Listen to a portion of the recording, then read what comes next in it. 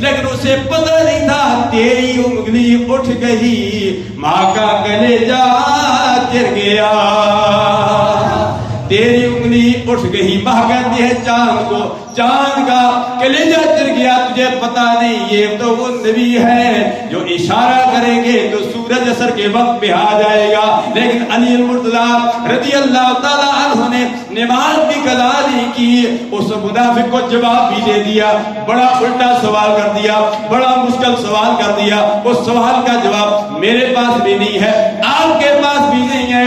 علی المرتضیٰ نے جواب دے دیا، فرمایا بتاؤ وہ کون سے کتنے جانور کتنے پرندے ہیں جو انڈے دیتے ہیں، وہ کون سے اور کتنے جانور ہیں پرندے ہیں جو بچے دیتے ہیں۔ علی المرتضیٰ نے دو ٹوک لفظوں میں جواب دیا، نماز پڑھنے میں مشغول ہو گئے۔ فرمایا تو حساب کرتا رہے، میں تمہیں قاعدہ کلیہ بتاتا ہوں، جن کے کان باہر ہیں وہ بچے دیتے ہیں اور جن کے کان اندر ہیں وہ انڈے دیتے ہیں۔